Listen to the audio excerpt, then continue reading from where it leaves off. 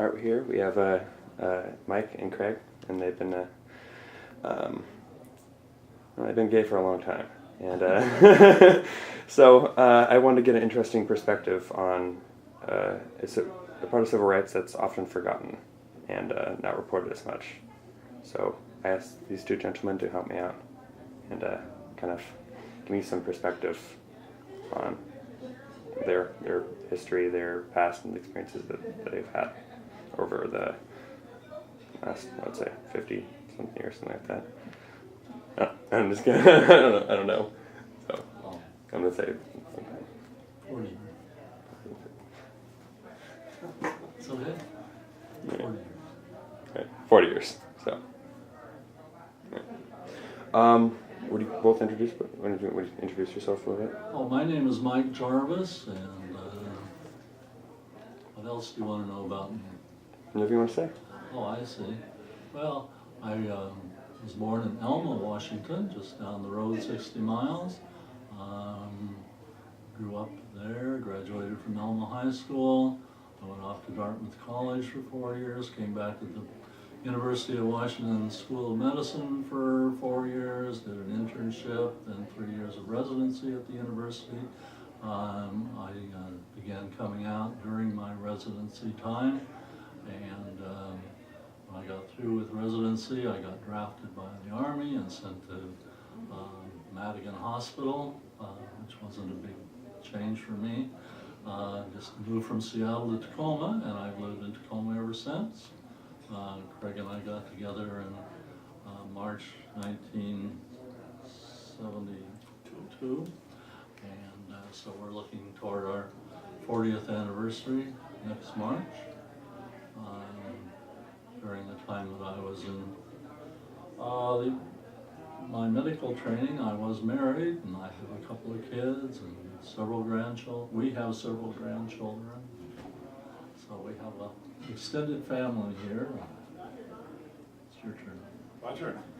My name is Craig Larson. I was born in Washington, D.C., the other Washington. My father was a Methodist minister, so we traveled a lot. I lived 10 years in Montana, moved to Washington State, graduated from Puyallup High School, went to the University of Puget Sound, kind of came out toward the end of that time when I was at college, graduated in 1971, and then found out right after graduation that my favorite professor that I worked most of the time with was gay also, so he told me in October of 1971 about a gay men's rap group that he was going to, so he asked if I wanted to go along, and I said yes, and while I was there I saw this very handsome man that came with someone else, and that was Mike. So we started going out at that time, and as Mike said, in March of the following year, we kind of officially decided to be together. We had lived together until that time, and it's been a long time. Mike mentioned he was out of Madigan at the time. That was many, many years before Don't Ask, Don't Tell. There were a lot of very out gay people out there at that time. We went to events held by majors and higher, wives and families, and were part of the group. So it was very gay friendly, I have to say, out there at that time. Tacoma at that time had lots of gay bars downtown. Could range anywhere from 4 to 8, depending on the weekend, who paid their taxes or had their food sales, because you had to have a certain percentage of food sales to have a hard liquor license. But they were all basically down on Commerce Street.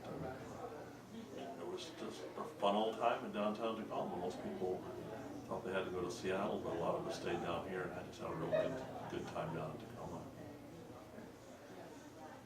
So, have you guys had your hand in, let's see, any political activism, any fun stuff like that?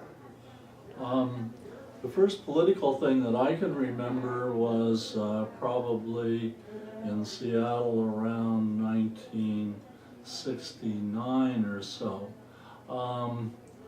Washington had anti-sodomy laws, and an acquaintance of mine had gotten together with probably a state representative or somebody from the legal office, and they rewrote the state laws around sodomy, taking it off the books. And so a few of us in Seattle organized what we called the Committee for Penal Reform, and to reform the penal code. And we thought that there was going to be a battle around getting the measure through the legislature, and that we would need to raise a bunch of money and probably hire a lobbyist. So that was my first entree into anything having to do with gay politics or activism. As it turned out, it was a non-issue. It went right through. Nobody got upset about it, and so sodomy laws have been gone in the state of Washington for over 40 years now. That was good. And then we, a year or so later, met with a candidate for mayor, and I can't remember who it was, but I remember that there were 6 of us that met in this small room with the mayoral candidate who was going to win, just to tell him that there really were gay people in Seattle, and that we needed to begin working on gay rights. And I think that's pretty much an unknown event.